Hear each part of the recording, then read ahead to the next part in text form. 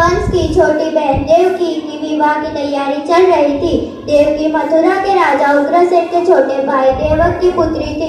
यह कंस की चचेरी बहन थी।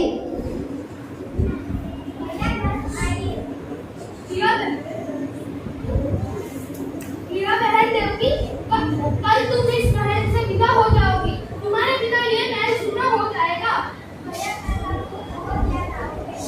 अगले दिन देवकी का विवाह वासुदेव नामक यदुवंशी सरदार से संपन्न हुआ। महाराज वासुदेव, मैं अपनी बहन देवकी से बहुत स्नेह करता हूँ। मैं स्वयं आप दोनों को मेरे रथ में विदा करने आऊंगा। तो हमारे लिए बहुत सौभाग्य की बात है महाराज कंस। कंस देवकी और वासुदेव को छेड़ने चल रहे थे। देवकी के पिता देवक अपनी पुत्री को बहुत सारे धन धान्य देकर विदा करते थे। कंस देवकी और वासुदेव के साथ वार्तालाप करते हुए अभी आधे रास्ते ही पहुंचे थे कि रास्ते में एक आकाशवाणी होने लगी। हे कंस, जिस देवकी को तू बड़े प्रेम से ले जा रहा है, उसी में तेरा काल बसता है। उसी के गर्भ से उत्पन्न आठवां पुत्र तेरा वध करेगा। ये कैसी आकाशवाणी है? ऐसा नहीं हो सकता। देवकी के गर्भ से जन्मा आठवां पुत्र मेरा वध करेगा। यदि ये संभव है तो मैं इस वासुदेव का इधर ही वध कर दूंगा।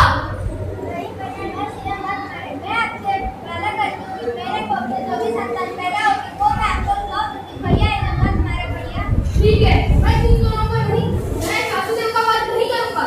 पर तुम दोनों मथुरा के महल की काल कोठरी में बंद रहोगे।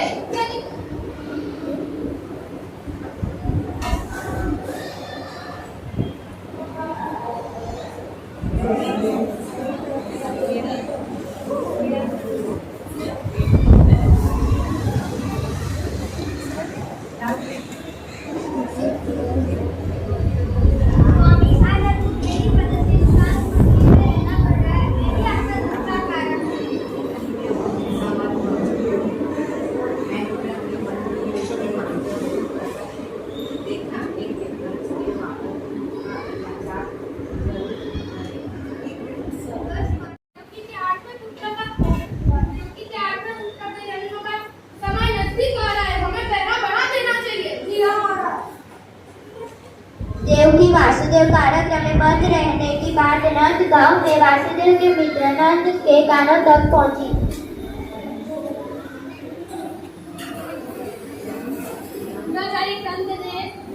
कंस ने वासुदेव और देवकी को कारागार में बंदी बना रखा है।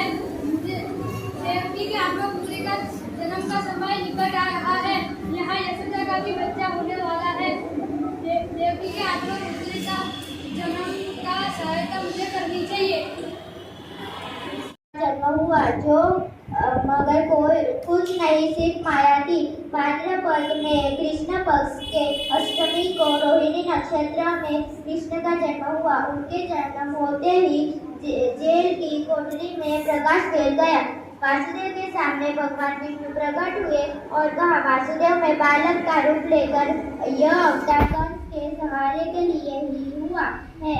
अब देर ना करो, तुम मुझे तत्काल गोकुल में नंद के वहां पहुंचा दो और देवकी और उनकी अभी जन्मा कन्या को लेकर कंस को सौंप दो।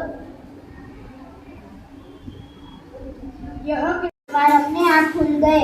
सभी पैरों सो गए। देवकी बेहोश अवस्था में थी। वासुदेव कृष्ण को एक टोकरी में डालकर गोकुल की ओर चल दिए।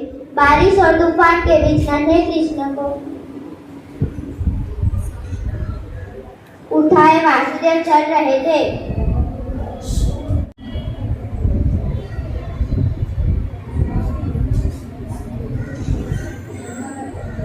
यमुना जल का पानी बहुत ऊपर हो रहा है। कैसे जाओ अपने नन्हे बालक को लेकर। हे नारायण, सहायता कीजिए। यमुना नदी श्री कृष्ण के चरणों को स्पर्श करना चाहती थी, इसलिए वह ऊपर हो रही थी। भगवान कृष्ण ने अपने पैर नीचे लटका दिए। चरण छूने के बाद यमुना नदी नीचे हो गई। भगवान कृष्ण की इस लीला को वासुदेव भली भांति देख रहे थे। यमुना पार कर वासुदेव गोकुल में नंद के वहां गए।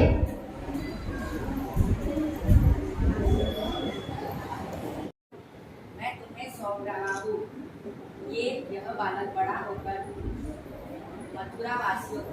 करेगा और कंस के अत्याचार से मुक्ति दिलाएगा।